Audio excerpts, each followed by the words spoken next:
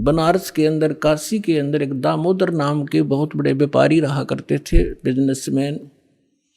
उनका अपना एक पोत था, समुद्री जहाज था, और उसके साथ वो व्यापार करने के लिए समुद्र मार्ग से दूसरी स्टेटों में जाया करते थे। उसके साथ और भी उसी शहर के आसपास के काफी अन्य बनिए लोग भी साथ जाते थे उसके जहाज में किराए पर, और अपना सौदा लाया करते थे। सेठ जी बाहर गए हुए थे और पीछे से उनकी धर्मपत्नी, जिसका नाम धर्मवती था,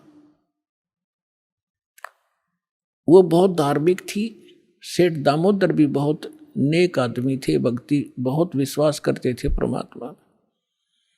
और हमारे हिंदू समाज के अंदर राम और कृष्ण, गणेश और इन भगवानों से ऊपर कोई हमारा इष्ट नहीं था। और ये सभी क्रियाएं हम किया करते थे, जो वो कर रहे थे, जो हम करते हैं वैसे ही वो किया करते थे। उस समय परमात्मा ने के बहुत से शिष्य हो गए थे और बहुत दुख दूर हो गए थे। एक दिन ऐसे ही उस सेठ की पत्नी धर्मवती के पास एक बहन गई उसके पास कि बहन, हमारे घर पर सत्संग है, आप आ जाओ। तो उसने सोचा चल मेरी वो बहन ज़्यादा उसके निकट थी और पहले कई बार चर्चा कर रखी थी उसने परमात्मा की। तो कर्मवती ये कहा करती, कभी आसपास तेरे आपके गुरुजी आवे तो उसमें बताना, मैं दीक्षा अगर ज्ञान समझ में आ गया तो मैं दीक्षा लूंगी, वैसे नहीं लूंगी। तो उस बहन ने अपना सत्संग करवा लिया और उसको अपनी सहेली को आमंत्रित किया। अपने आत्माओं परमात्मा का ज्ञान, ओए होए, और ज्ञान सब ज्ञानड़ी, कबीर ज्ञान सो ज्ञान, जैसे गोला तोब को करता चले मैदान। परमात्मा ने सृष्टि रचना सुनाई।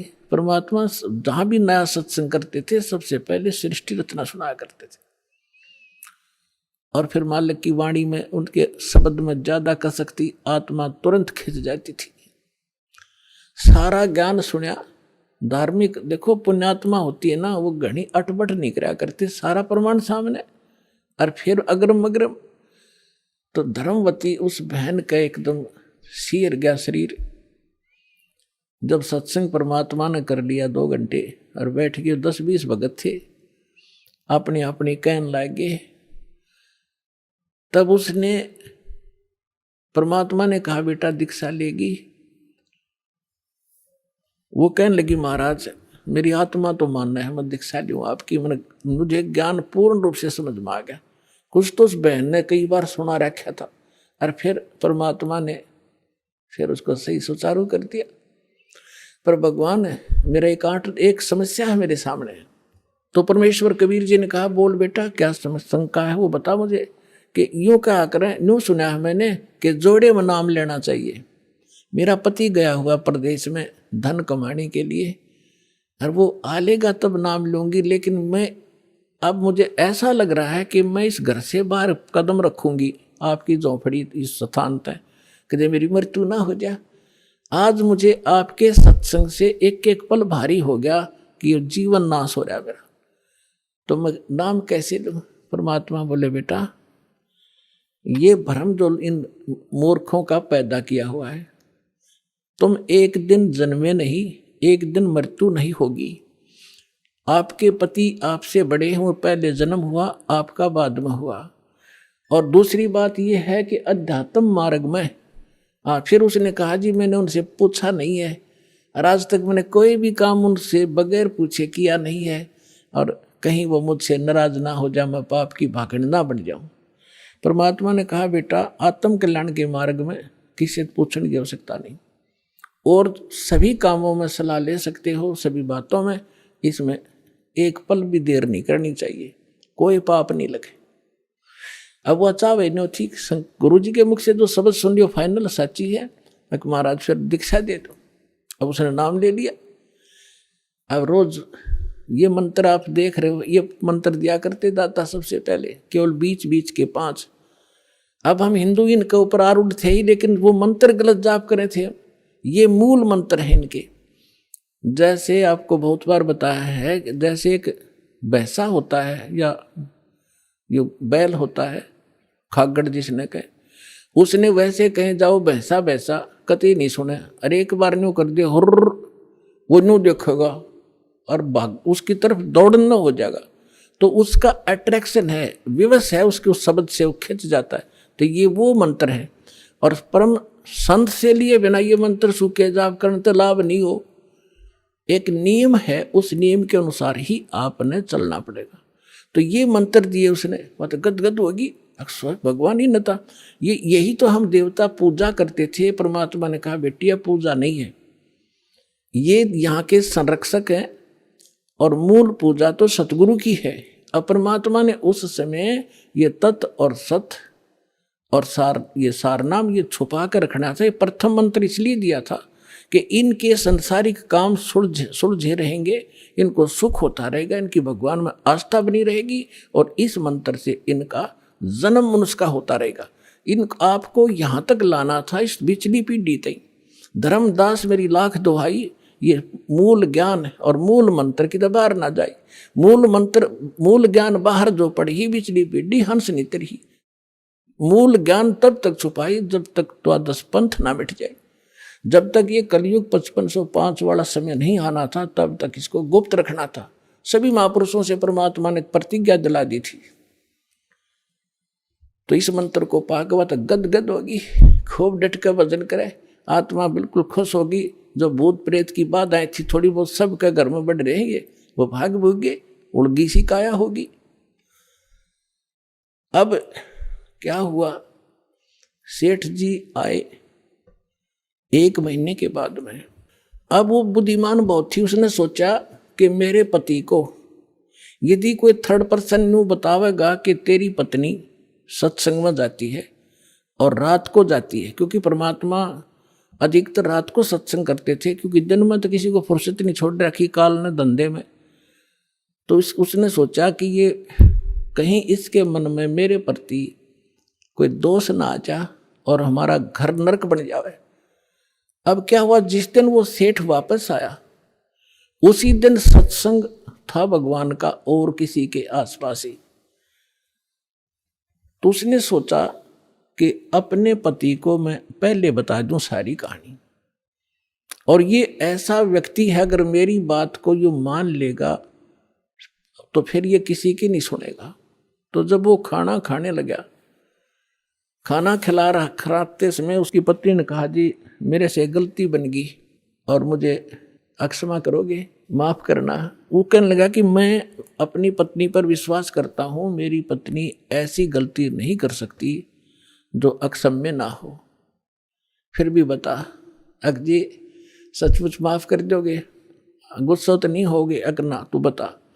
मैंने जी आपके पूछे बिना मैं ऐसे मेरी पड़ोसन नाम ले रखा है और उसके साथ में सत्संग में चली गई और परमात्मा की वाणी सुनी मैंने, मेरा दिल कर गया नाम लेने, और मैंने आपसे पूछे बिना दीक्षा ले ली। तो वो बोला बड़ी अच्छी बात, इसमें क्या पूछना था, या कोई बुरा काम किया तने? भगवान की भक्ति की, बहुत अच्छी बात है।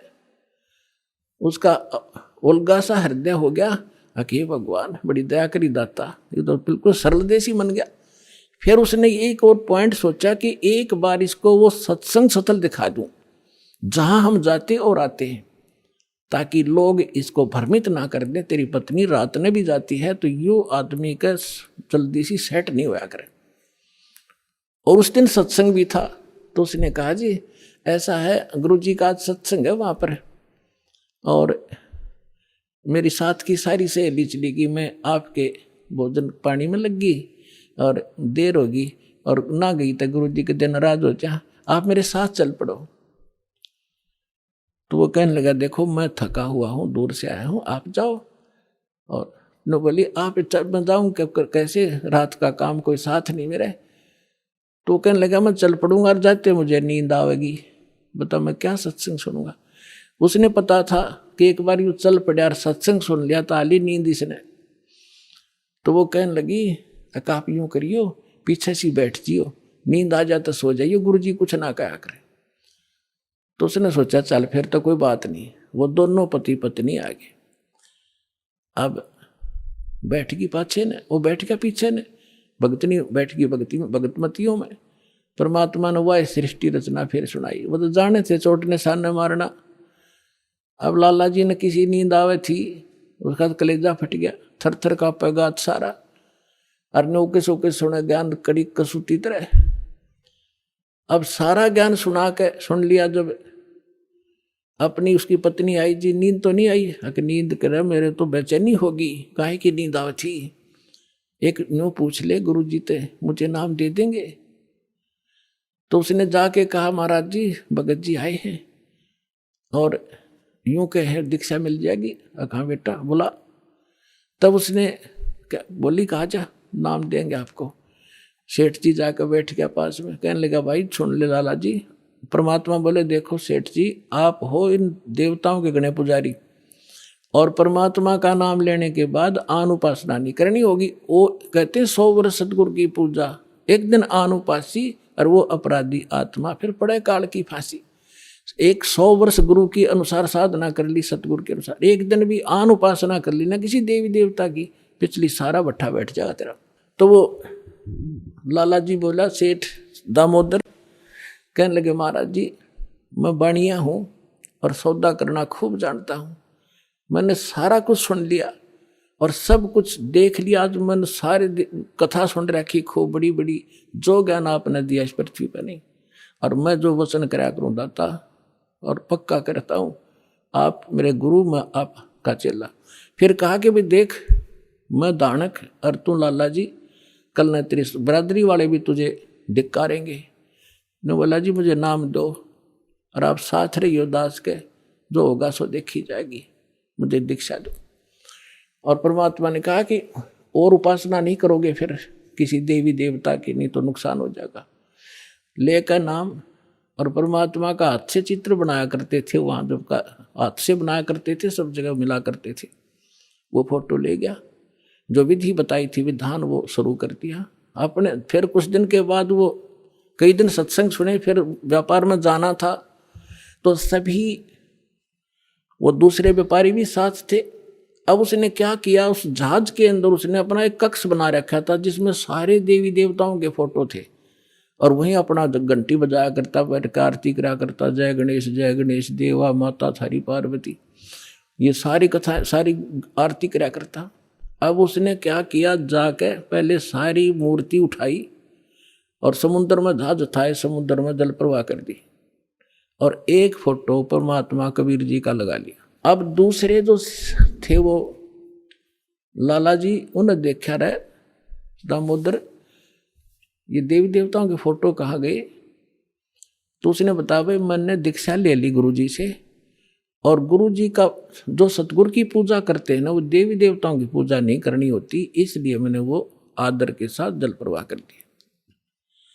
तो वो सारे कहने लगे रहे तू भट्ठा बैठावेगा, तेरा नाश हो जाएगा, तने कहाँ एक क्या क्या है ये कबीर, ये धानक एक दुल्हा, इसकी कड़फंटी में आ गया तू, कहाँ बातों में आ गया, तने देवता छोड़ दिए, राम कृष्ण जैसे बलवान भगवान छोड़ दिए, देखना तेरा क्या होगा। वो बोले भाई कुछ भी हो मेरे साथ, आप अपनी क्रिया करो, मैं आपको ना कहता, आप मेरे पीछे क्यों पड़ गए, मैं अपनी करूँगा, आप अपनी करो। अब उस दिन उसके बाद उसको कबीर कहने लगे कि यू आ गया कबीर, दामोदर कहना छोड़ दिया। ने बोला भाई कुछ भी कहो, थारी भी जी पवित्र है, भगवान का नाम लेने थे, ठीक है मुझे मालूम है तुम किस विषय से कह रहे हो, कोई बात। अब वो चले गए और सब अपना माल लाद के बच्चों समेत जा रहे थे कुछ तो, क्योंकि 3-3 4-4 महीने वापस आया करते थे। जब वापस आ रहे थे पूरा माल लाद के, और बीच में जब आ लिए समुद्र के, एक भयंकर साइक्लोन उठा, तूफान, समुद्री तूफान 30-40 फुट ऊंचा होकर, और इतनी 200 किलोमीटर प्रति घंटा की स्पीड से चला करता, जहाज दिखाता निशान भी ना पाओ उसमें कित पड़ा है। और देख लिया उन नबी, क्योंकि छोटे मोटे तूफान कई बार ऐसे होते थे, उनको पता था ऐसी सती थी बहुत भयंकर होती है। दिन का समय था, उन्होंने देखा तूफान उठ गया भाई। शाम का समय था, बिल्कुल सूर्यास्त होने वाला था। अब इतना भयंकर तूफान उठा, उन्होंने देखा कि वो तो भाई हो गया, काम बिगड़ गया। और तो थोड़ी बहुत तूफान दूर था, समुद्र में हलचल पहले शुरू होगी और जहाज डगमग करने लगा जो बुरी तरह। अब सारे अपने अपने देवता ने याद करें, कोई राम ने, कोई कृष्ण ने, जो भी जिसका इष्ट था। और दामोदर शांत बैठे।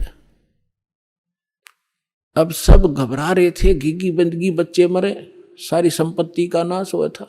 तो वो कहने लगे, दामोदर आप क्यों नहीं अर्ज करते अपने गुरुजी से कि मैं क्या करूँगा, मेरा गुरुजी तो गरीब सा व्यक्ति है, मेरे भगवान, और आपके इसे ताकतवर भगवान जिन्हें पहाड़ तक ठा लिए, आप बच्चों के उड़ा मैं बच जाऊंगा, आप कर लो अपनी अर्ज। जब उन्होंने देखा कोई जतन काम नहीं कर रहा, उनमें एक वृद्ध लाला जी था। नो क्या कर भाई, क्या कर सतगुरु का भगत तगड़ा हो से, आप एक वे अर्ज कर दो। नो बोला तुम बैठ जाओ, कदे बीच में फिर नो को महाराणे ने सुन ली थी, अग बैठा को नहीं जाता, तो कर लिया रजम बंद हो जाते। तब परमात्मा खड़ा होकर दामोदर ने कहा था, हे परमात्मा आपका ज्ञान समझ में आ गया और मैंने आपकी महिमा इनका घड़ी गा रखी है। और दाता मुझ नीच के, ठीक है आप तो समर्थ हो, सक्षम हो, कुछ भी कर सकते हो, अगर आज कोई उकचुक होगी मुझ नीच के कारण होगी, मेरे में कोई त्रुटि होगी, मैं आपकी मर्यादा ठीक नहीं कर पाऊंगा। हे परमात्मा आपकी बेइज्जती का कारण ये दास बनेगा। न्यू कह कहो बेहोश हो गया, हृदय से पुकार के। इस बात ने सोच कर मैं तो बहुत क्या करता, परमात्मा न्यू कर दिया, उसका न्यू कर दिया, उसके ऐसे कर दिया। इतने समय में अंधेरा हो गया, रात के 8-9 बज गए और तूफान ऐसे बैठ, चांदनी रात्रि थी, ऐसे बैठ गया जैसे छाड़ा सा वहीं का वहीं, न्यू का न्यू धरती।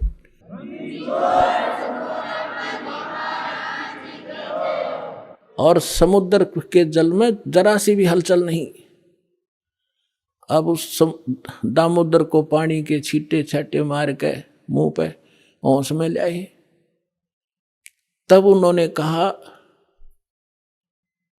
कि भाई दामोदर हमसे बड़ी घनी गलती हुई, हमने आपके गुरुदेव की बेइज्जती करी, हम कति नीच प्राणी हैं। और उन्होंने संकल्प कराया था कि यदि आज जान बच गई, हमारे भगवान तो फेल हो लिए, जब आज ये तूफान रुक गया, हमारी जान बच गई, दामोदर हम तेरे साथ चलाएंगे, नाम लेंगे उस परमात्मा का।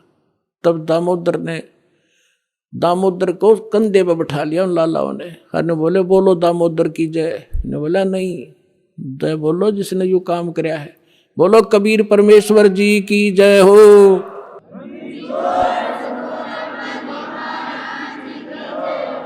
अब उधर से